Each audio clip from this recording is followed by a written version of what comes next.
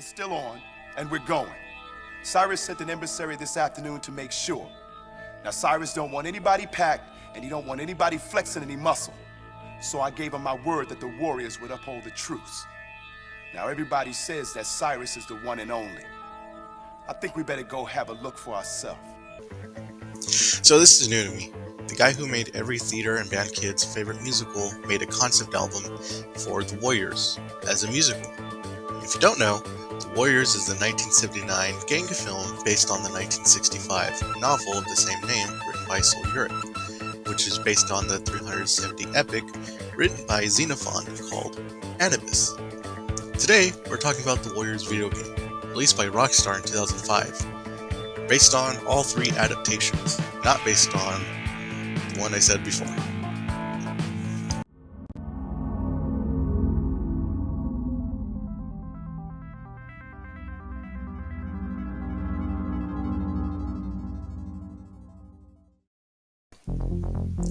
If you watched the movie but never heard of the game, or maybe vice versa, the game follows the movie, or the movie follows the game, whichever one you've seen first, and it does its best to recreate iconic moments in the film.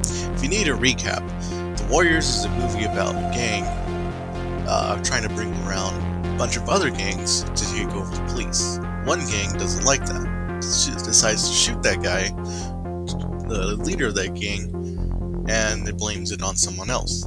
Here we find the Warriors, who are now stranded in the Bronx and need to find their way back home to Coney Island. Now, I'm pretty sure every one of us have played the game or probably seen the movie, but today I'm going to talk about it. For the game, we play about a few months before the events in the movie, as we build up our rep and go around different new territories beating people up. Whether or not they deserve it is out of the question. We play as the main cast. We got Leon, Rembrandt, Vermin, Swan, Ajax, and pretty much a whole other cast of characters. The game does a fantastic job making each character unique with their fighting styles, their stances. They even somewhat uncannily resemble the movie cast. In addition to these missions, before the events of the movie and the game, we also get origin missions from how the Warriors got started to how each member joined the game. This is a nice addition to the game as it builds up the world of the Warriors and how each character is involved.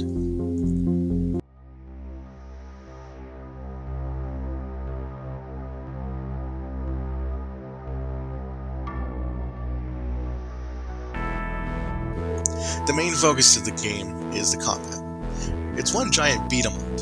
You grab your enemies, throw them around, punch, kick, do some cool super moves and attacks, and use everyday items as your objects. And if you build up your combos, your hits, you'll enter rage mode. For a limited time, you can pull off even more devastating attacks that should outright kill people in the fight. Each warrior has their own different stance, fighting style, and even different combos when in rage mode, so it's really nice to experiment. Throughout each level, you'll be carrying one of many items. Flash, yes, that Flash, is used to restore health and revive players when down. Spray paint is used to tag on gang burners, or throw up tags on each level. If you do it perfectly in this little mini game that it has, you'll be able to get extra points to your score. Now, you're going to need cash for mostly every item you see, or you have in your inventory. So you could either mug people, steal car radios, or steal from stores to get that bread up. $5 for spray paint, $20 for Flash, which is, I guess, is a steal if you don't know the inflation for 1979. Dealers for Flash and spray paint can be found lounging around in the area. In each level, beware, you can get ripped off and get your money taken, so take note of your surroundings if this happens to you. It makes it easier to chase them down. You could also be in charge of not one, not two, but a max of 8 NPC warriors, and give them commands as their leader. You could have them follow you, stay put, watch your back, attack everyone on sight, cause mayhem, or scatter when things get too heated. You also give and take the weapons from your party.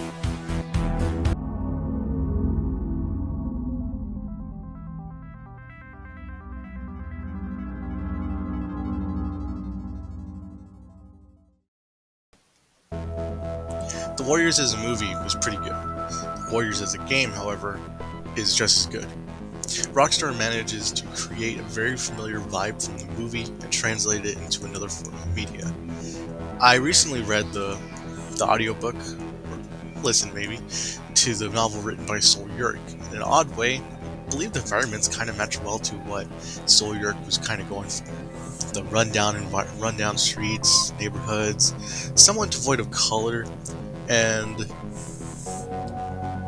making a really darker tone to its setting, despite how lighthearted the Warriors seems to be. What amplifies the feeling for each level of the soundtrack when exploring is the soundtrack. You'll hear a lot of those early 70s synths building up in the background, and then the music picks up when you're either being chased by the police or brawling against a rival gang. A lot of the background feels like it was meant to be for a different game, because even though I never played it, I do get some Manhunt vibes from some of the soundtrack. You also get some of the original soundtrack from the movie: Nowhere to Run, Last of Ancient Breed, Love is a Fire, as well as other additional songs that will get me copyrighted. However, some of the sections do seem to be cut off, like the sequence that happens when the radio woman announces the bounty on the Warriors, or other parts where, a very, very iconic movie scene would have happened. Maybe this is just me, but maybe it's just copyright got rid of those original releases. I don't know, but it's there. Fun fact, you can find a boombox that you can pick up and change the stations to hear the soundtrack. The graphics are a little limited to a game released in 2005. Rockstar did a great job, despite console limitations, making the environment and its characters in the setting. It holds up despite the blocky and otherwise low resolution look.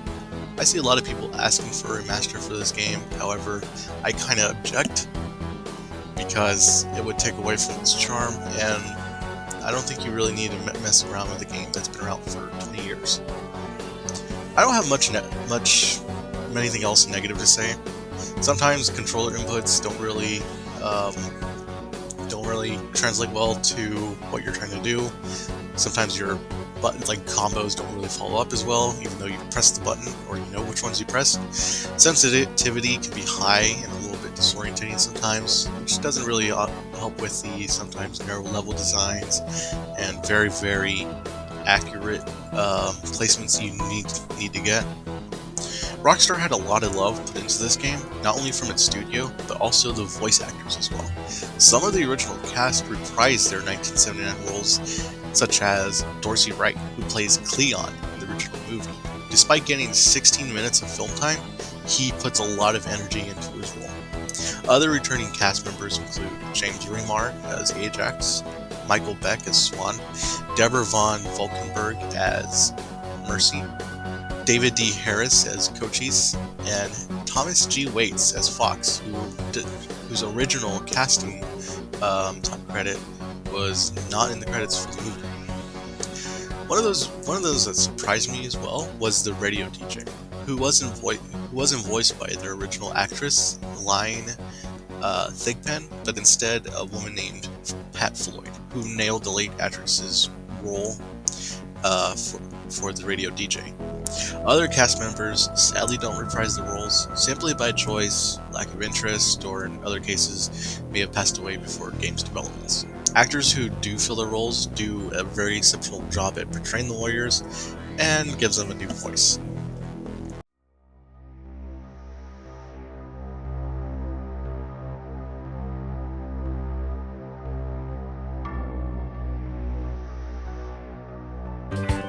So, can you dig it?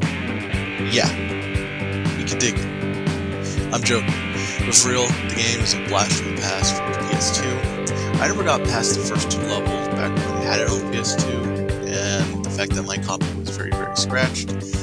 But other than that, it was a very good nostalgia trip, even for 2025. For those who love the movie, do yourself a favor and play the game. If you have played the game, play it again. You want to, and a lot of the reason why I'm doing this review is because I've seen a while ago, this was written in 2000, a couple months ago actually,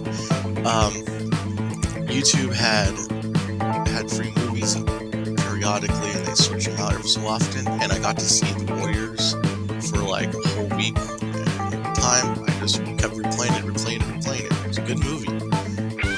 Also, I've read the book recently. I kind of wanted to, but I've been putting it off for some time. But yeah, the book is very, very important. Conclusion: just play the game and watch the movie. Don't really suggest going after the book. If you'd like to, well, be my guest.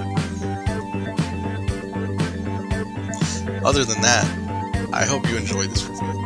It's been a long time coming since I haven't really pushed out any new media content. My usual New Year's video that pops up was not for this year. I didn't do anything, I guess, exciting, and I just putting a lot of stuff off. So, if you see this review, thank you so much. I'm going to try and put out more content. In the meantime, be well.